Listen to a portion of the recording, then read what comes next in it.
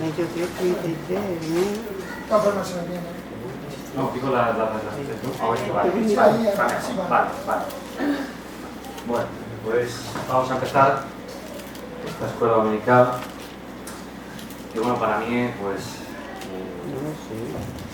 lógicamente siempre que estudio algo me sorprende la palabra cuando habla, cuando nos dice, que nos dice, con qué nos hace que tengamos tranquilidad, ¿no? Y hoy vamos a tocar un tema tratante a Cristo importante, porque constantemente estamos viendo películas, documentales, en el cual se habla de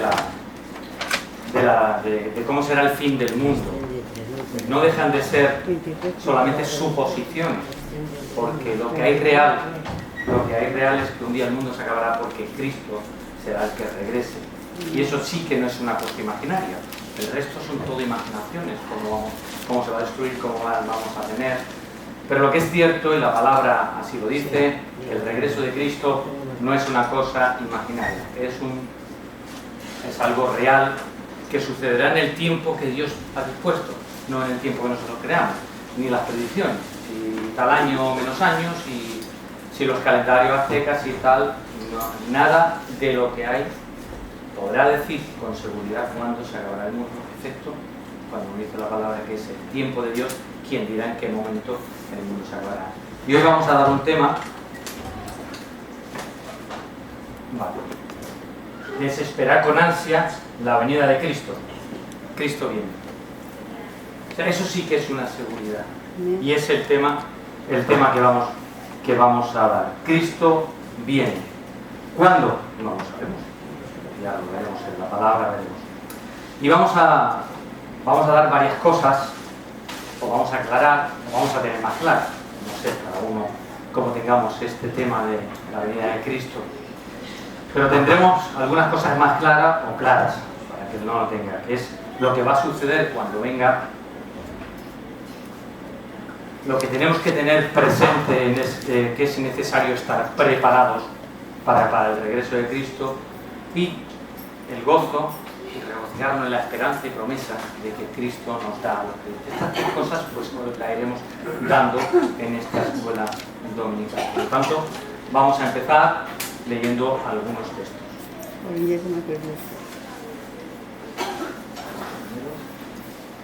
¿Algún hermano o hermana que quiera leer 1 Tesalonicenses 4:16?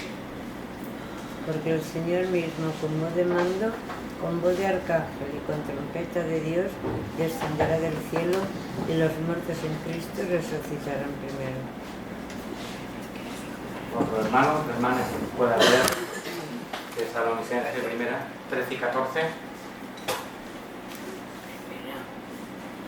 Tampoco queremos, hermanos, que ignoréis acerca de los que duermen, para que no les entristezcáis, como nosotros que no tienen esperanza.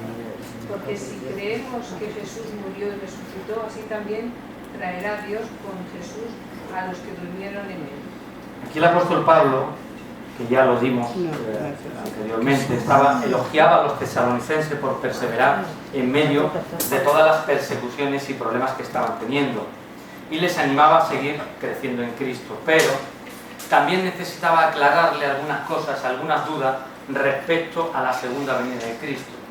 ¿Por qué? Pues es posible que en uno del viaje que hizo Timoteo a su regreso a hablar con Pablo, a darle información de la iglesia, le transmitiera estas dudas que tenía la iglesia en aquel tiempo sobre la muerte de algunos creyentes, que podría haber levantado estas dudas sobre qué pasaría con el cuerpo y con el alma. Era una iglesia joven, por lo cual se habría quedaron unas dudas que eran estas. ¿Podría el Señor devolvernos Él a la vida? Y si eso es así, ¿cuándo se produciría este milagro? Posiblemente tuvieran estas dudas. Pero Pablo no quería que estas dudas pudieran crear dolor. Las dudas de no saber dónde uno puede ir siendo creyente, a pesar de que cuando uno comienza pues no tiene una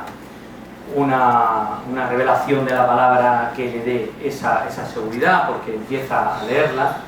Pues Pablo no quería que pudiera crear dolor, y le dice de alguna forma que hay buenas noticias para los creyentes, que no tenían que tener ese dolor como las personas que no tienen a Cristo. Lógicamente el creyente tiene dolor cuando algún familiar fallece, pero no tendríamos que tener un dolor exactamente como aquel que no tiene a Cristo, porque nosotros sabemos dónde vamos, o deberíamos de saber dónde vamos y con quién vamos a estar.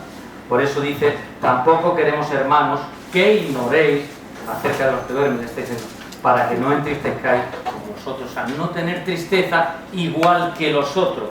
Pablo dice que los creyentes que mueren se levantarán de su sepultura cuando Cristo venga, porque si creemos que Jesús murió y resucitó, así traerá Dios con Jesús a los que vivieron en él. Este era un concepto nuevo allí en Atenas. Para los griegos la resurrección era un concepto totalmente nuevo, porque ellos entendían otra cosa, tenían otro pensamiento, pensaban que el cuerpo y el alma estaban en un lugar tenebroso de sombra, es lo que creían. Cuando llega Pablo y dice que hay una resurrección allí en Atenas, se burlaron de él, se burlaron, aunque sí es cierto que hubo mucha gente que le levantó esa inquietud, lo podríamos leer en Hechos 17:32, que no vamos a leer para no ir, pero se burlaron de él. Y si los aplicamos a hoy, vamos al mundo y le decimos que tenemos una resurrección después de los muertos, ¿qué nos pasaría? Pues exactamente igual. Hay mucha gente que se burla. ¿Cómo vas a venir? ¿Prefieren creer en una reencarnación? Bueno, pues me transformaré en un animal, en un perro o en un caballo, antes que creer que hay una resurrección, que hay un sitio, un lugar donde ir. Pues se ríen. Pues lo que le pasó a Pablo nos pasa a nosotros hoy. O sea, la palabra, lo que nos cuenta la palabra se repite hoy en estos tiempos, exactamente igual. Pablo fue allí y dijo, hay una resurrección. Se ha vencido a la muerte. Claro, la gente se ríe. Hay mucha gente que le dice, es que la muerte está vencida. Cuando te mueres, te mueres. Pero ya se ha vencido a través de la sangre de Cristo. Los griegos tenían miedo a eso, querían en ese lugar de sombras donde el cuerpo y el alma pertenecían. O sea, fijaros el concepto que tenía. Llega Pablo y dice, no, hay una resurrección y hay un lugar. La esperanza que tenemos de esa resurrección está inseparablemente unida a la obra redentora de Cristo. No tendríamos una resurrección sin esa obra redentora de Cristo. Porque lo que hizo con su muerte y su resurrección fue abrirnos la puerta para marcarnos el camino hacia todos los creyentes, hacia la vida eterna. Entonces surgen otras preguntas. ¿Dónde están o se quedan los cristianos fallecidos? Y cuando morimos, ¿dónde vamos? Hay muchos cristianos que hablar de la muerte pues no les gusta. ¿No es agradable? No. Pero no tendría que dejarnos de dar miedo o tristeza. Porque si tenemos esperanza, ¿por qué le vamos a tener miedo? No es lógico. Si yo tengo esperanza y sé dónde voy, ¿por qué le tengo que tener miedo a la muerte? ¿Qué es lo que nos da miedo? Posiblemente lo que nos da miedo a todos es sufrir. Lógico, somos humanos, tenemos sensibilidad y dolor. Pero hablar de la muerte, cuando tú le hablas a un converso, a cualquier persona, y le hablas de la muerte con toda la naturalidad, se sorprende. ¿Cómo puedes hablar de la muerte así? Bueno, todos tenemos el tiempo que Dios dispone, pero yo sé lo que va a pasar cuando muera. Y aunque se ríen, es cierto, también les crea una duda. No te lo dicen. No te dicen, oye, pues puedes tener razón, no, tú estás... Pero en el fondo se les crea una duda de que, ¿y si lleva razón? ¿Y si lo que me estás diciendo es verdad? Tenemos allí unas preguntas estupendas. Pero nosotros no utilizamos la palabra morir, mejor utilizamos la palabra dormir, que es mucho mejor, porque en parte es bastante lógico, O sea, yo he intentado de hacer la escuela dominical dándoles razonamientos. Si muero solamente por morir, se acaba. Pero si duermo, no se acaba. Cuando yo duermo, normalmente me despierto. ¿Vale? Entonces, pues nosotros podemos imaginar todo lo que queramos. Dormimos en el Señor, estaremos con una paz y con una sonrisa fragante de alegría. Podemos pensarlo. Podemos pensar, digo, cuando me duerma, cuando el Señor quiera que yo duerma, pues a lo mejor iré de su mano con un pasillo de ángeles y todo eso. Pero hay que ver lo que dice la Biblia, la realidad. Que no es que no diga que no va a pasar eso, pero la Biblia dice que Cristo regresará por todo aquel que le fue fiel y por su iglesia. Si regresará, yo estaré en algún sitio. Quiere decir que no voy a estar ahí. O sea, Cristo regresará, por lo cual yo voy a estar en algún sitio. Tengo que estar. Y podríamos decir que cuando Cristo regrese, sí es cierto que la mayoría de su iglesia puede estar durmiendo. Y vendrá por aquellos, no solamente por su iglesia, sino por aquellos que en aquel tiempo estén. Porque lo dice la palabra, lo dice y lo leeremos. Vamos a leer. Un hermano o hermana que me lea, por favor. 1 Corintios 15, 51 y 52. Que aquí os digo, un misterio, no todos dormimos, pero todos seremos transformados. En un momento, en un abrir y cerrar de ojos, al final la trompeta, porque se tocará trompetas y los muertos serán resucitados, incorruptibles, y nosotros seremos transformados. No todos dormiremos, posiblemente cuando venga Cristo, posiblemente no, seguro que habrá gente que estén pasando problemas, dolores, y muchos estaremos durmiendo. Entonces lo dice la palabra, no todos dormiremos, porque no todos estará, porque el final del mundo no será así. Tiene que ser, o sea, no va a ser la destrucción del mundo y todo el mundo muere, no, la palabra dice que habrá gente, entonces vendrá el rapto, entonces ya vendrá, se acabará el mundo en esos momentos. Entonces, nos dice que no todos dormiremos, pero todos seremos transformados. O sea, ya la palabra nos está diciendo que no solamente tenemos una esperanza de un sitio donde vamos a ir, sino que vamos a ser transformados.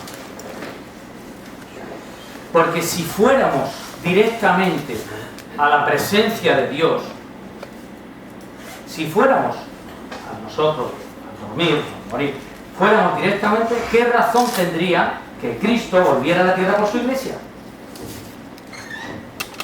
Es una cosa de razonamiento. Si nosotros fuéramos directamente a la presencia de Dios con Cristo, realmente tendríamos que preguntarnos ¿para qué nos dice la palabra que va por su iglesia? Me podéis decir, sí, pero hay una parte de la iglesia viva, si es correcta, habrá una parte, pero no es así. O sea, Cristo viene a recoger su iglesia que está ahí, más aquellos que están vivos. Vamos a leer otro versículo. Sí, pero José, lo que dices, hay una contradicción, porque, no, quiero decir, no que la tengas tú, porque el Señor tiene que hacer el juicio. O sea, es decir, no te va a dar paso por decir a su casa primero y luego te va a juzgar, porque las cosas de Dios no son así. Lo veremos. Vamos a leer, alguien que lea 2 Corintios 5:1, por favor. Porque sabemos que si nuestra morada terrestre, este tabernáculo se deshiciere, tenemos de Dios un edificio, una casa, no hecho de manos, eterna en los cielos. Aquí el apóstol Pablo nos dice que tenemos una morada, que sabemos que si nuestra morada terrestre, este tabernáculo, el tabernáculo del cuerpo, sabéis que el tabernáculo era el santuario móvil donde habitaba Dios con el pueblo de Israel, pero es que nosotros somos templo del Espíritu Santo, somos exactamente igual. A veces nos olvidamos de lo que somos, de quién llevamos. El apóstol dice, porque sabemos si nuestra morada terrestre, la que tenemos, se decidiera, ya tenemos un edificio, una casa, la casa que estaremos o el lugar donde estaremos con Dios. Pablo utiliza la metáfora del cuerpo, pero es importante, y es pero yo diría que muy importante tener presente que somos templo del Espíritu Santo, que nuestros cuerpos llevamos a una parte de Dios mismo. Porque a veces maltratamos nuestro cuerpo, a veces hacemos cosas que no debemos hacer, porque no apreciamos lo que somos. Y no solamente llevamos al Espíritu Santo como templo que somos, pero es que somos hijos de Dios, es que tenemos un privilegio enorme que tendríamos que tener presente en nuestra vida. Sigamos leyendo. ¿Algún otro voluntario que quiera seguir leyendo? 1 Tesalonicenses 14, 15, 17, hasta el 17. Por lo cual os decimos esto en palabra del Señor, que nosotros vivimos, que habremos quedado hasta la venida del Señor, no pereceremos a los que duermen, a los que durmieron, porque el Señor mismo, con voz de mando, con voz de arcángel y con trompeta de Dios, descenderá del cielo, y los muertos en Cristo resucitarán primero. Sí. Luego nosotros los que vivimos, los que hayamos quedado, seremos arrebatados juntamente con ellos en las nubes para recibir al Señor en el aire, y así estaremos siempre con el Señor. Nótese una cosa importante. No precederemos. Preceder es estar hoy delante en el tiempo, en el espacio. La palabra nos dice: no precederemos. No vamos a estar antes que aquellos que durmieron. Sí, pero hay una cosa que fíjate que le dice les dice cómo va a suceder. Sí. Porque el Señor mismo, con voz de mando, con voz de arcángel, llamará a su iglesia. Claro. Pero lo que quiero que se vea es que nosotros no vamos a preceder a los anteriores, a la iglesia anterior. No vamos a ser nosotros ahora los primeros, serán los últimos. Un momento. La palabra no nos dice eso. Quedando hasta la venida del Señor, no precederemos a aquellos a los que vinieron. O sea, la iglesia estará en ese sitio, pero no vamos a nosotros a estar antes que ellos. Estaremos en el momento y en el sitio y en la hora, en el lugar que Dios quiera llamarnos a cada uno. Y entonces hacemos otra pregunta: ¿dónde va el cuerpo, el alma y el espíritu? Vamos a sacarlo todo ya. Pero eso depende. Si en el Antiguo Testamento tienen una idea. Bueno, pues vamos a ver. La palabra me dice a mí esto: el cuerpo, cuando muere, al polvo. Génesis 3:19. El espíritu, a Dios, que es de Dios. Y el alma, al seno de Abraham y el paraíso. Cuando Cristo murió, le dijo al ladrón: hoy estarás conmigo en el paraíso. En el paraíso. ¿Y el paraíso dónde estaba? Bajó. Cristo bajó al seno de Abraham. Estuvo 3 días. ¿Y por qué lo sabemos? Cuando subió, ¿qué le dijo a María? Que fue a tocarlo. Que no lo tocara porque no había subido todavía la presencia. No había subido, había estado 3 días en el seno de Abraham.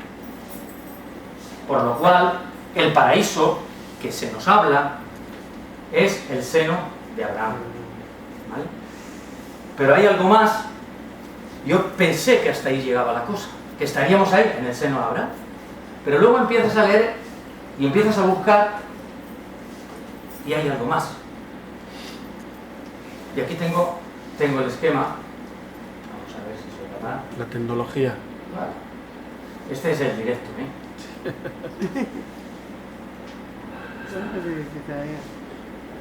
Ahí. Este es el esquema. Nacemos, estamos en el mundo y nos llega el momento de la responsabilidad. ¿Dónde vamos? ¿Qué aceptamos? ¿Queremos el reino de Cristo o queremos el reino de Satanás? Aquí tendríamos los versículos que nos ponen, pero no vamos a leerlos. Esta es nuestra decisión, la decisión de todo ser humano, del nacimiento al tiempo, y elige: llega la muerte. Y entramos en el Seol o el Hades. Es lo mismo. Es exactamente igual. Pero antes de estar voy a decir unas cosas que se me ha pasado. Cuando hablamos de dormir, Cuando hablamos de dormir en el Señor, debemos saber que el dormir es un acto temporal y por lo tanto si dormimos hemos de despertar, ya lo he dicho antes. Pero sabemos que cuando dormimos, es que lo que quiero es intentar que razonemos o que veamos las cosas más desmenuzadas. Si dormimos en el Señor, puede pasar un milenio, puede pasar un año, puede pasar un momento que nos parecerá que hemos dormido. Estamos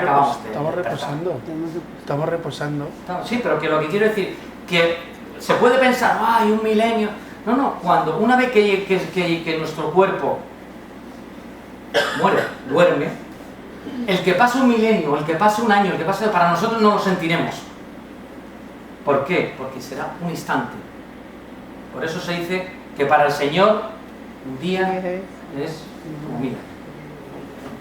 Pues para nosotros será igual. Es más, entiendo, y esta es una suposición, nadie me lo dice, ni tampoco he llegado a entenderla, pero bueno, estudiando la palabra me hablo de esto. O sea, yo pienso, y es mi opinión, por favor, no quiero hablar, pero cuando tú estudias, pues te vienen cosas y lees. Pienso que en ese momento que estamos, que ya diremos por qué, se habla del tercer cielo, ya lo diré, estamos ahí, habrá una comunicación de alguna forma, no lo sé, en el cual toda la iglesia que está durmiendo estará teniendo una comunicación de alguna forma con Cristo, con Dios.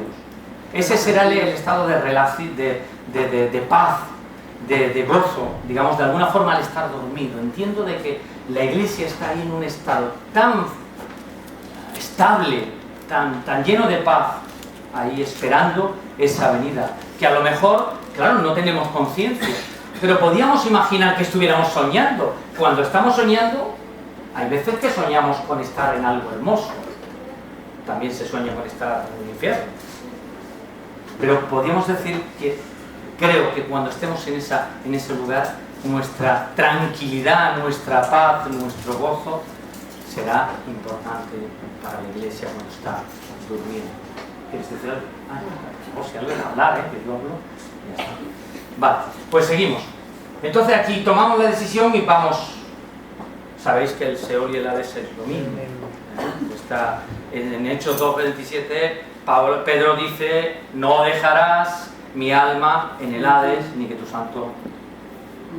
Y Salmo 16:11, el rey David dice: no dejarás mi alma en el Seol, ni que tu santo vea corrupción. O sea, que tanto Hechos o sea, tanto el Seol como el Hades. Entonces aquí está el tema. Cuando muere Cristo, resucita, dicen los entendidos que automáticamente se lleva al tercer cielo. Segunda de Corintios 12, parece ser que la iglesia, todos los que duermen en Cristo, van al tercer cielo. Yo dije, ¿y cuál es el tercer cielo? Pues solamente pude encontrar referencias del tercer cielo, que pueden ser por los hermanos estos a los cuales se le da respeto, o yo puedo mucho. Se habla del primer cielo que vemos, segundo cielo de las estrellas y el tercer cielo que está por encima de las estrellas. Hasta ahí dicen que es el tercer cielo. Y es posible, si leyéramos, alguien podría leer 2 de Corintios 12, no lo tengo puesto ahí, 12, de 1 al 4. Ciertamente no me conviene gloriarme, pero vendré a las visiones y a las revelaciones del Señor. Conozco a un hombre en Cristo que hace 14 años que en el cuerpo no lo sé, si fuera del cuerpo no lo sé, Dios lo sabe. Fue arrebatado hasta el tercer cielo. Y conozco al tal hombre, si en el cuerpo o fuera del cuerpo no lo sé, Dios lo sabe, que fue arrebatado al paraíso, donde oyó palabras inefables que no le es dado al hombre expresar. Hace una referencia a Cristo cuando se lleva, o lo entiendo así, a, digamos, no solamente un hombre, sino se lleva, parece ser que a toda la iglesia al tercer cielo. Por lo cual, nuestro sitio, nuestra morada, nuestro lugar donde podamos estar sería el tercer cielo. Posiblemente es para estar más cerca del cielo donde está Dios, pero antes hay que pasar por el juicio final. Todos tenemos que pasar por eso. Por eso no pasamos directamente, como decía Salva. No sería normal que moremos y nos vamos directamente a estar con Dios y luego dice, ahora todo el mundo fuera, que os voy a hacer juicio. No sería lógico. Todos tenemos que dar cuenta de cuál ha sido nuestra vida. Todos daremos cuenta. Y como nos pasa a todos, y a mí el primero, a veces nos olvidamos de que ese día habrá que estar ese día. Y que Él nos enseñará nuestra vida, dice la palabra, y veremos toda nuestra vida. Y veremos las cosas buenas que hemos hecho y las cosas malas que también hemos hecho. Bueno, yo quiero decir que hemos tocado se ha dicho mucho que duermen en el Señor. Para la gente del mundo y para muchos cristianos es la muerte. Muerte física es morir. Pero realmente no morimos, morimos el cuerpo. Pero estamos, según la palabra de Dios, dormimos hasta el juicio final. El tiempo donde vamos a estar, como has dicho muy bien, estaremos de momento en un sitio, en el paraíso, y luego será el juicio final. Aunque hay algunos que piensan que para algunos ya ha habido juicio. Por ejemplo, cuando se le aparecieron a Jesús Elías, Moisés, y Abraham, creo que eran, ¿no? Ellos ya estaban con Dios. Cuando hablan de los que adoran a Dios, bueno, hablan también de los 24 ancianos, ya se está viendo que el juicio ha pasado. Para ellos. El juicio ya ha pasado y que para ellos están ya con Dios. Al estar en la presencia de Dios, claro, tiene que haber pasado. Lo que está claro es que dormimos y no morimos eternamente ni muchísimo menos.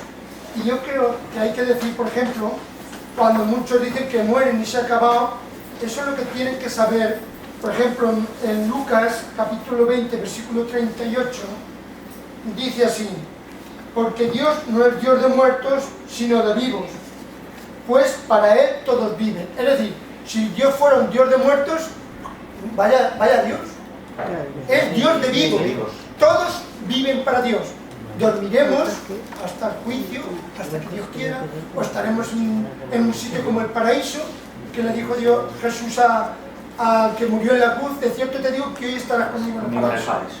No es el cielo totalmente, porque hay que pasar un juicio. El cielo es donde está Dios. Exacto. Dios Padre. Ahí es el lugar, Dios Hijo. Pero que el paraíso no es un sitio de tormento como no. Para otros será un sitio de tormento. Porque en un principio el infierno se creó para el diablo y sus ángeles. Pero a causa de la maldad, lo dijo Jesús, muchos irán al infierno. Por eso el Hades estaba partido, se dice que el Hades es ahora tenemos esa parte donde estaba en el Hades el seno Abraham y abajo tormento. Sí, Miguel. La idea del apóstol Pablo era que al morir pasaba directamente a la presencia de Cristo. Luego tenemos otras cuestiones, como es el arrebatamiento, los 1000 años y después el juicio. Si el final es el juicio, si estamos durmiendo hasta el juicio, ¿qué pasa con el arrebatamiento? ¿Qué pasa con los 1000 años? Eso no está claro, entonces. Hombre, yo entiendo de que la Iglesia está esperando a Cristo. Eso nos dice la palabra, y eso es claro. Cristo va a llamar a su Iglesia. Su Iglesia está ahí. El arrebatamiento es porque seguirán en este mundo creyentes que están pasando ese periodo de tiempo en el cual hay dolor en la tierra. La Iglesia no pasará la tribulación. Si tú examinas Apocalipsis del 1 al 3, ves que la Iglesia no. ¿Y el arrebatamiento a quién arrebata? Ves que no pasa por la Pero, tribulación. pues, entonces me tienes que decir a quién arrebata a Cristo. Arrebata a la Iglesia. Pero sigue, arrebata, no solamente llamas a aquellos que están muertos. Arrebata a los de la Iglesia que están en ese momento. A los que están en ese momento. Primero ellos, después el resto que han muerto. La Iglesia, los que están durmiendo en el Señor y un día los llamará. Pero el arrebatamiento viene de la gente que está pasando en la tierra ese periodo. Entonces el apóstol Pablo miente cuando dice que él quiere morir para estar en la presencia de Cristo. Hombre, mentir no va a mentir el apóstol Pablo. No se vamos a quitar de la Biblia ese versículo. No quitamos. Es posible que el apóstol Pablo en ese momento fuera lo que él viera, pero la presencia de Cristo. Yo por eso he dicho que cuando estamos en ese tiempo de que la Iglesia de que la iglesia está durmiendo, hay una conexión con Dios y con Cristo. Yo pienso que hay una conexión. Ahí no solamente está alejada la iglesia que duerme en Cristo está alejada. No, yo creo que hay algo más. Porque la iglesia duerme y tiene paz y tiene gozo, a pesar de estar durmiendo. Es como lo entiendo. Pero lo que está claro, de que si Pablo, como dice, estuviera en la presencia de Cristo y todos fuéramos a la presencia de Cristo, no tendría sentido que bajara por su iglesia. ¿Qué pasa? ¿La palabra también estaría equivocada aquí o hay mal desarrollo de ella? Elías fue arrebatado directamente. Sí, pero eso sí, como hemos hablado. La Biblia dice que ha habido determinadas personas que están en la misma presencia de Dios, pero el resto nos dice que Cristo vendrá y llamará a su iglesia, por lo cual no está en su presencia. O aquí hay un error de traducción. Cuando arrebata a su iglesia, están ya en la presencia de Cristo. Después viene el periodo de la tribulación, después viene el milenio y después viene el juicio del trono. Entonces, ¿dónde está Cristo? ¿En el paraíso o en el cielo? Ahí está el tema. ¿Dónde está Cristo? Yo, para mí, está en el cielo con el Padre. Está al lado del Padre. Y entonces, si Pablo cuando muere quiere estar en la presencia de Cristo, ¿dónde estará Cristo? ¿Dónde estará Pablo? Pablo querrá estar, todos queremos estar en la presencia de Cristo. Claro, cuando morimos, ¿qué queremos estar? En la presencia del Dios mismo. Pablo lo está afirmando. Sí, pero pues entonces me tendrás que decir, Miguel, ¿qué hace la iglesia esperando a Cristo? Vamos a ver, cuando tú mueres, yo, mi opinión personal, basado en la palabra, es que va directamente a la presencia de Cristo. Para el Señor no existe tiempo, para nosotros sí. El tiempo no es para el Señor, es para nosotros. O sea, nosotros morimos y nos vamos, ¿dónde? La presencia ¿Aquí? de Cristo. ¿Aquí? No, es que Cristo está ahí. Cristo está con el Padre. O tenemos otro lugar diferente al del Padre. Vamos a ver, cuando el ladrón le dice, tú estarás conmigo En el paraíso, ¿dónde estaba el paraíso? Vamos a ver, ¿estará con Cristo o con quién estaba? Estaba en el paraíso. ¿En una fantasía? No, si la palabra lo dice. Pero Cristo estaba allí, Cristo estaba con Sí, él. pero Cristo luego cuando subió estaba el ladrón al lado de él. Pero Cristo estaba allí o no estaba allí. Cristo bajó al seno de Abraham 3 días y de ahí se dice que se llevó a su iglesia, pero cuando él subió, él no tenía al lado. La iglesia no existía todavía, ¿eh? Porque la iglesia no existía. Cuando Cristo murió, no existía la iglesia todavía. Bueno, pero se dice que los que murieron creyendo en Cristo, ¿dónde están los que creyeron en el Antiguo Testamento? ¿Estaban por ahí perdidos? Eso estaba en ¿Creían en Dios? ¿Dónde estaban? Bueno, vayamos a buscar ahora porque no estaba la iglesia donde estaba. Dice, bajó a predicar el Evangelio. Se supone que los que murieron en el Antiguo Testamento estarían en el seno de Abraham. Entiendo, porque ¿qué pasa? Que entonces, ¿dónde estaban? Es que yo no entiendo el Antiguo Testamento. La gente que fueron fiel, los que fueron fiel, que estaban desperdigados por ahí. Eso no son la iglesia. Bueno, a ver si aclaramos un poquito. A ver si aclaramos un poquito el tema. ¿Dónde estaba Samuel cuando murió? Y fue incitada por esta mujer que consultaba a los muertos, espiritista. ¿Dónde estaba Samuel? No estaba en el cielo, estaba durmiendo. Lo dice la palabra de Dios, estaba durmiendo. Dice, ¿por qué me han molestado? Al consultarme a mí cuando tienes a Dios. Luego estaba durmiendo esperando el juicio. ¿Dónde? En el seno de Abraham, donde sea. No sabemos. No queremos saber más de la cosa. Ahora, que Dios tiene que venir a por su iglesia es evidente, a los que viven. Pero es que no hay que confundir. A los que viven vendrá por su iglesia antes de la gran tribulación. Y llamará a los que están durmiendo en él. Es que una cosa es el arrebatamiento que sucederá, ¿vale? Y serán los que Cristo se lleve, los que lo han reconocido, ¿me entiendes? Y otra cosa muy diferente es todo lo que viene después. Es decir, todo lo que viene después, los que se queden aquí, que entonces tendrán que pagar con su sangre la salvación, ¿me entiendes? Porque se habrá ido ya la bendición de Dios de la tierra y tiene también que rescatarlos. Entonces, yo entiendo de que automáticamente el día que yo duermo tengo que pasar juicio, entonces no estaré en la presencia de Dios. Y yo lo entiendo así en la palabra. Es que no me pone que sí, que es posible que Pablo de alguna forma dice voy a estar en la presencia de Dios. Todos pensamos estar en la presencia de Dios, pero a mí la palabra no me dice en ningún sitio que toda persona que duerme pasa directamente a la presencia de Dios. Porque si no, no tendría sentido. Dice que dormiremos hasta el día del juicio final. Eso sí. No tendría sentido de que Dios llamara a su iglesia o que Dios llamara a todos los que... Y no precederemos a los que durmieron Porque antes. entonces, ¿cómo sería el juicio?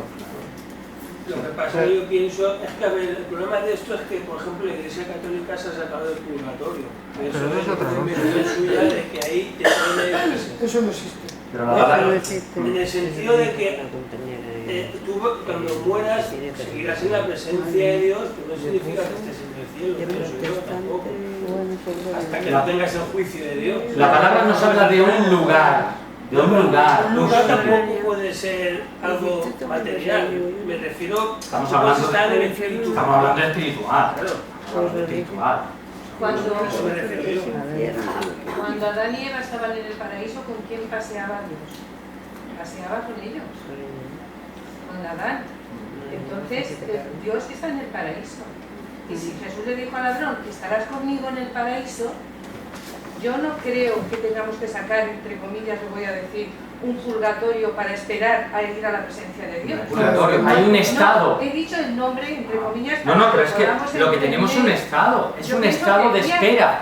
Yo personalmente pienso, por lo que he vivido con mi madre, por lo que mi madre me ha dicho, me ha contado su experiencia antes de partir con el Señor, que es un paso directo, que el juicio está entre el día que tú mueres y la llegada al paraíso. Vamos a ver. Y cada uno de nosotros tendrá su juicio, porque si no, no podríamos entrar en la presencia. Es que el paraíso y el cielo El pecado son no cosas entra. diferentes. Paraíso y cielo son cosas diferentes. ¿Por qué? Yo pienso que es lo mismo. Pues si es lo mismo, entonces, ¿por qué? ¿Por qué? Pero si es que tenemos que ver, hay cosas que hay que ver. Vamos a ver. Cuando Cristo se presentó delante, vio a María, que le dijo, no me toques. No le dijo, ven, ya he estado con Dios, Porque ya he estado con mi sabes, Padre. porque yo pienso que... Vamos a aclarar las cosas. Algunos pueden ser, no lo sabemos todo. Algunos puede ser que vayan directamente a la presencia de Dios, sean juzgados. Bueno, no sé que sean juzgados, simplemente que el Señor diga, ven y entra al gozo de tu Señor.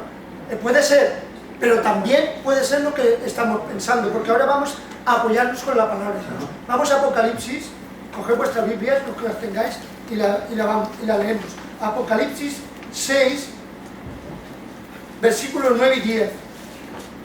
Dice, cuando abrió el quinto sello, vi bajo el altar las almas de los que habían sido muertos por causa de la palabra de Dios y por testimonio que tenían, y clamaban a gran voz diciendo, ¿hasta cuándo, Señor Santo y verdadero, no juzgues y vengas nuestra sangre de los que moran en la tierra? Estos hermanos puede ser que estuvieran en un sitio determinado, no sabemos cuál, pero no estaban todavía en el cielo, no habían sido juzgados. Es que si Entonces pasamos, estaban ahí. si pasamos esperando directamente a la juicio presencia, de Dios. si pasamos directamente a la presencia de Dios, tenemos que pasar antes por el tribunal. Eso es evidente, tenemos que pasar por el tribunal de Cristo. Entonces no tiene sentido que luego Dios nos habla la palabra de que luego nos llamará a su iglesia, cuando dice aquí, cuando nos dice la palabra, con voz de arcángel y con trompeta Dios descenderá del cielo y los muertos en Cristo resucitarán primero. Los muertos en Cristo. Ahí no especifica qué tipo de muertos. O sea, los muertos en Cristo resucitarán primero. Y luego nosotros los que vivimos, los que quedemos, los que hayamos quedado. Yo creo que no tenemos que centrarnos en sí más. Hombre, lo que está claro, ojalá fuéramos directamente a la presencia de Dios, porque entonces será señal o que esto no existe, que no habría juicio, o que directamente iríamos, pasamos juicio para adentro, juicio para adentro. Sí, pero No, si la palabra no lo especifica por algo, cuando la palabra define unos pasos, es por alguna razón. Pero Si no, la no palabra tendría no se puede sentido. contradecir. Es decir, yo entiendo de que no se Es lo que puede... impide que nosotros estamos sujetos al tiempo, Dios no. Claro. ¿Por qué tú cuando mueres ya no está todo el mundo en la presencia de Dios? Porque la palabra dice que llamará, y cuando habla de llamará es que está, no se dice subís. Tú estás sujeto a un tiempo. Cuando tú has muerto ya no estás Estoy sujeto a la palabra, Tú no estás al tiempo. Cuando has muerto no estás sujeto a ningún tiempo. No, pero la palabra no nos dice, cuando mueras pasará. No, a mí no me está diciendo la palabra eso, y yo tengo que remitirme a lo que me dice la palabra. Tiene que ser juzgado. Tú cuando mueres, ¿por qué todo el mundo no estaría en la presencia de Dios? Porque la palabra dice que el Señor mismo, como de mando de arca y trompeta, descenderá del cielo y los muertos. A mí no me está diciendo que cuando yo muera voy a ir directamente. ¿Para qué va a descender? ¿Qué sentido tiene que descienda? Si yo ya paso directamente. Cuando tú estás ya muerto, ya no está sujeto. Pero ¿por qué no me lo pone la palabra? Hermanos, no preocuparos. Cuando morís, vais directamente a la presencia de Dios. Es que yo entiendo de que si la palabra especifica determinadas cosas, será para que lo entendamos así. Porque si no, la palabra nos diría, pasaremos directamente a la presencia de Dios. ¿Para qué decir que el Señor bajará y llamará primero a los que están muertos? El apóstol Pablo está diciendo que él cuando muera va a estar a la presencia de Dios. Una vez que está muerto ya no está sujeto a ningún tiempo. No está sujeto a ningún tiempo. ¿Por qué en ese momento no está ya delante del trono de Dios para juicio toda la humanidad? El juicio tiene que ser para todos, y empezará por la casa de Dios. Claro, ¿y por qué? Bueno, ahora vamos al siguiente, lo siguiente que yo planteo. ¿Qué más da que durmamos y resucitemos, o sea, y resucitemos y vayamos al juicio, o que vayamos directo? ¿Qué más da? Si el tiempo ya no existirá para nosotros. Claro que no. Y estaremos gozándonos ya, automáticamente el creyente ya gozará, esté en el paraíso o en el cielo, no nos importa. Ahora, los que no están en Cristo sí, eso sí que van a tener un gran, pero nosotros no. Entonces, dejémonos de esto y pasemos a los siguientes. De todas formas, yo siempre me remito, yo siempre entiendo lo que me dice la palabra. La palabra me dice que no precederemos, quiere decir que antes. Podamos pensar que, claro, una vez que estemos durmiendo no tenemos tiempo, claro que no tenemos tiempo. Pero sí, yo sigo entendiendo de que hay un lugar, un sitio donde vamos a estar antes del juicio. Porque si no, la palabra se quitaría, no era necesario decir, pasaremos ante la presencia, como dice el apóstol Pablo, y lo demás, ¿para qué va a bajar Cristo a llamar a su iglesia si ya la tiene tal como? Pero bueno, sigamos adelante, vamos a leer Tesalonicense. Vale, sigamos adelante. ¿Alguien, por favor, que quiera leer estos versículos? Que cuando digan paz y seguridad, entonces vendrá sobre ellos destrucción repentina, como los dolores a la mujer encinta, y no escaparán. Mas vosotros, hermanos, no estáis en tinieblas, para que aquel día os sorprenda como ladrón. El apóstol Pablo deja claro que no hay esa paz fuera de Cristo, lógicamente. El mundo está viviendo en un error, no solamente en un engaño, sino que será con sufrimiento. Y le da un toque de alerta a los tesalonicenses, recordándole que no se tendrían que sorprender, igual que nosotros, no nos tenemos que sorprender de la venida de Cristo. O sea, para nosotros es un hecho. Nosotros tenemos que estar seguros de esa venida que va a venir, que nuestro Señor Jesucristo va a venir. Por lo cual tenemos que estar confiados, no tenemos que sorprendernos. Para Cristo todo es posible y además su palabra nos la dice. Sigamos leyendo, otro hermano que quiera leer, y así vamos aclarando algunas cosas. Porque no nos ha puesto Dios para ira, sino para alcanzar salvación por medio de nuestro Señor, que murió por nosotros, para que ya sea que velamos o que durmamos, vivamos juntamente con Él.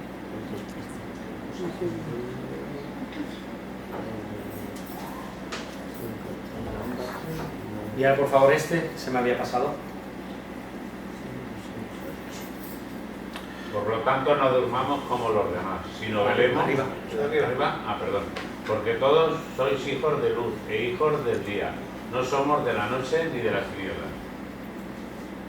Sigue. ¿Sigo por abajo? Sí, sigue, por favor. Por tanto, no durmamos como los demás, sino velemos y seamos sobrios. Pues los que duermen de noche, duermen, y los que embriagan, de noche se embriagan. Pero nosotros, que somos del día, seamos sobrios, habiéndonos vestido con la coraza de fe y de amor, y con la esperanza de salvación como yelmo. Es que no quería saltarme esto porque aquí hay varias cosas importantes, muy importantes a veces. Hay que leer y tomar palabra de los Señor. No durmamos como los demás, sino velemos y seamos sobrios. No debemos acomodarnos. Cada uno tiene que estar en alerta, nos dice la palabra, estar en alerta. O sea, si no somos hijos, pero nosotros que somos del día seamos sobrios, habiéndonos vestido.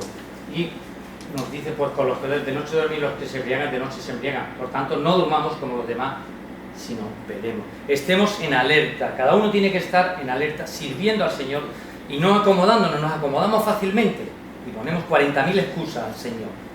La ponemos al Señor porque realmente nosotros nos podemos poner todas las excusas que queramos para hacer las cosas, no hacerlas igual. Las excusas van al Señor. y Él es consciente de lo que nuestro corazón está pensando. Por lo cual, cada uno de nosotros tiene una responsabilidad en la Iglesia. La Iglesia no es solamente responsabilidad del pastor, ni de los ancianos.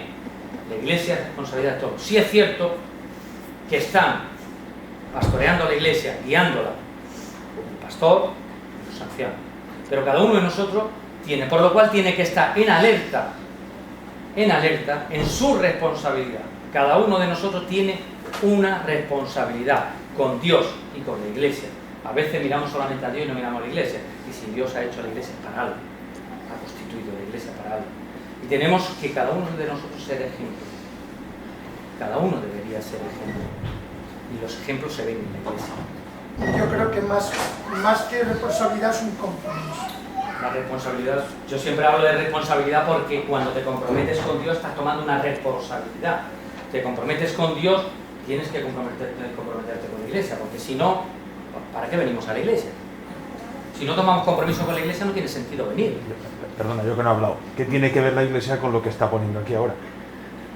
En estos textos, porque está hablando de sobriedad. Sobriedad sinónimo de serenidad, de tranquilidad, dueño de cada uno de sus actos. Sí.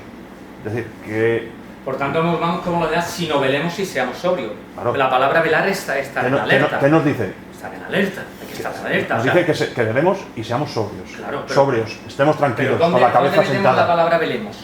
¿El qué? ¿Qué podemos traducir por velar? ¿Velar qué significa? Estar atento. Estar atento, estar cuidando de la fe que tienes. Castellano, román, paladino. Las cosas de Dios, por lo cual yo he cambiado la palabra velar por acomodar. Si nos acomodamos, no estamos atentos. Si no estás... No estamos atentos. Sí, pero aquí está refiriendo a nivel personal de cada uno, no a nivel de Iglesia. Iglesia. Que yo estoy hablando a nivel cada uno. Estoy hablando a nivel de cada uno. No, aquí está hablando de la Iglesia, no me No, a nivel de cada uno en la Iglesia. Formamos la Iglesia. Formamos la Iglesia todos. La responsabilidad es de cada uno, individual, de todos. Pero que a mí la Iglesia no me salva. A mí me salva que yo esté sobrio, que yo vele, que yo esté atento. No me salva que Tony o Pepe o Miguel o tú estéis sobrios. Yo no estoy hablando que la Iglesia salva, Rafa. Lo que estoy diciendo que hay varias cosas importantes que nos dicen que cada uno tiene que estar en alerta sirviendo al Señor.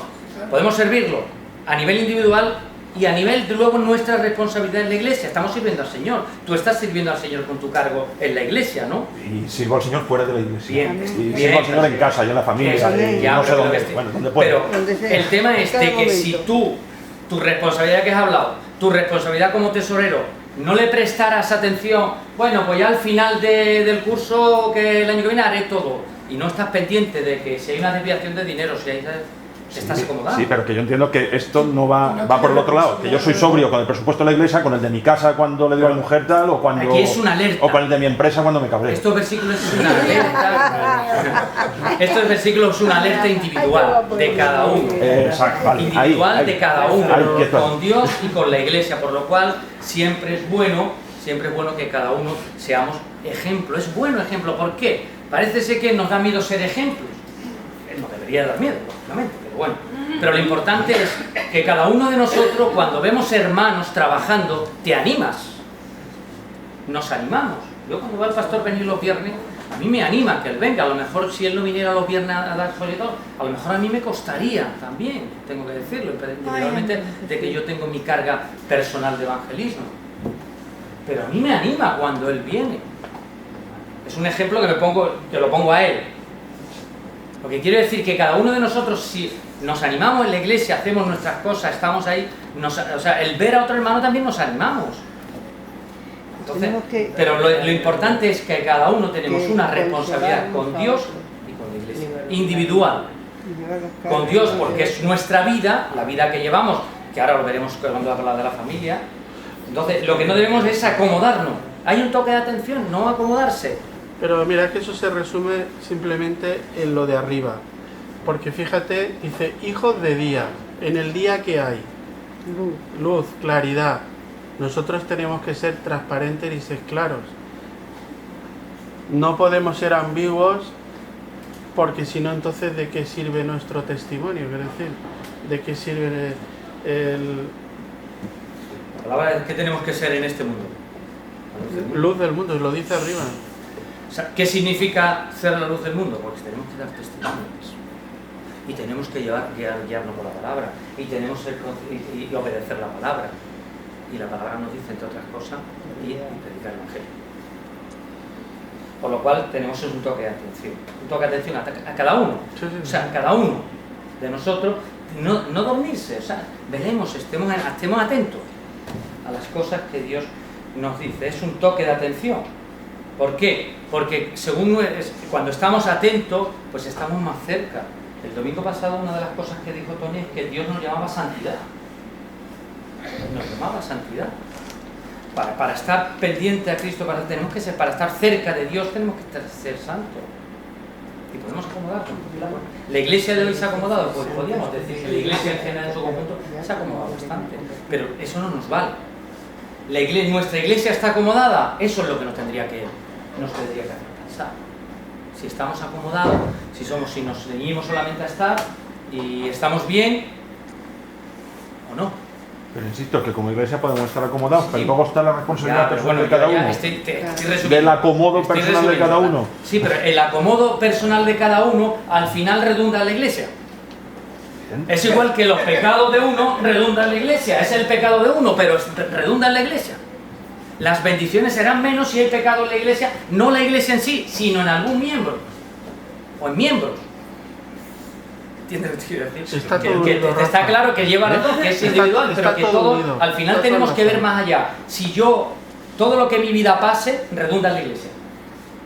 Está claro que si queremos dar un buen testimonio y predicar la palabra de Dios, pues tenemos que tener un compromiso con Dios y con la iglesia. Porque si tú le vas a hablar a una persona de Cristo y tu vida no está de acuerdo con la palabra de Dios ni con Cristo, pues no vale para nada. No vas a tener el respaldo de Dios. Tus palabras van a ser de aire. Si tú no llevas una vida de compromiso con Dios, cuando a alguien le prediques a alguien, no vas a tener el respaldo de Dios. Claro. Si están dándome la razón, o sea, yo soy un bicho malo y estoy en una iglesia muy buena y míralo al contrario. Y entonces ya mi testimonio es bueno. No eres tan malo, Rafa, che, no te pongas tan malo, hombre. No me pongo malo. Un poquillo, puñetero, pero nada más. Mira, ahora voy a poner un ejemplo. ¿Os acordáis del pecado de Acán? Bueno, pasemos a otro capítulo. Por favor, ¿os acordáis del pecado de Acán? Tenéis que acordaros de eso. Dijo Dios, no cojáis nada del botín de los que derrotemos. Y uno se escondió bajo la tienda, un lingote de plata, unas ropas de seda preciosas y demás. Y dice, aquí nadie me va a ver. Dios sí que lo veía. Y el pecado de aquella persona ocurrió que Israel fue derrotado. ¿Qué quiere decir? Que el pecado afecta a todos. Si hay una iglesia, hay una persona que anda en pecado, afecta a la iglesia. Queramos o no queramos. Pero en sentido contrario no opera. ¿Cómo se entiende? Contrario. O sea, una iglesia y todo el pueblo maravilloso y con uno malo, ese malo no lo salva, ¿no? No, lo que afecta es a la iglesia, ¿no entiendes? Está afectando a la iglesia. La iglesia tendría menos bendiciones. Bueno, pasemos a otro tema. Eso es lo de la manzana podrida, exactamente. Sí, más o menos. Exacto. Tú metes un tonel de manzanas y como haya una podrida, el resto se pudren. Funciona en ese Nuestra vida redunda en la iglesia. Se trata de restaurar nuestra vida personal. Bueno, ya para ir terminando, que vamos bien de hora, estoy sorprendido de que vayamos. Yo creo que te explica muy bien, José. Yo creo que no redunda solo en la iglesia donde tú estás, que es en toda la iglesia, porque cuando tú haces algo que al vecino le parece mal, y eso que eres cristiana, y ahí en las cristianas entramos todos. Claro. Cuando tú haces algo es tu vida personal, claro, y todo tu vida en la iglesia. Y de paso afecta al pueblo de Dios. El toque de atención cuando nos dice que sois hijos de la luz es para que alumbremos donde vayamos, demos luz donde estemos, en nuestra vida personal y en nuestra vida de iglesia. Es así. Tenemos que dar ejemplo para que vean que somos diferentes. Bueno, ya para terminar, por eso digo, cuando estamos velando, cuando estamos pendientes, cuando estamos trabajando para Dios, pues es como un símil que puso el pastor, tenemos nuestra maleta preparada. Pues yo cogí ese símil. La maleta nunca la tendremos preparada, pero sí la vamos preparando.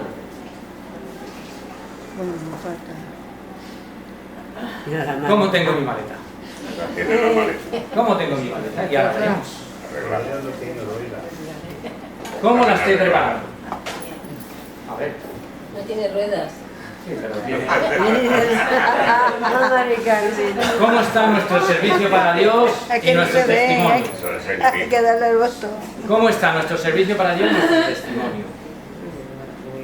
No hay que contestar. Cada uno que vea. Estos son partes de las cosas de la maleta. ¿Cómo está? ¿Cómo está mi compromiso con la iglesia? ¿Qué comunión tengo con los hermanos? Súper importante. ¿Cómo está mi compromiso evangelístico, de evangelismo? ¿Cómo estoy con mi familia? O bien, pero no se quieren convertir. ¿Y cómo está el amor al prójimo? Yo sé que estas cosas y más cosas, pero ya no me cabían más en la maleta. Entonces, ¿cómo está nuestra maleta? ¿Cómo la estamos llenando? ¿Cómo estamos de cada apartado de lo que hay? Y muchos más que hay. Porque al final, ¿qué ganaremos nosotros en esta tierra? La palabra nos dice lo que vamos a ganar. Hay algo esperando.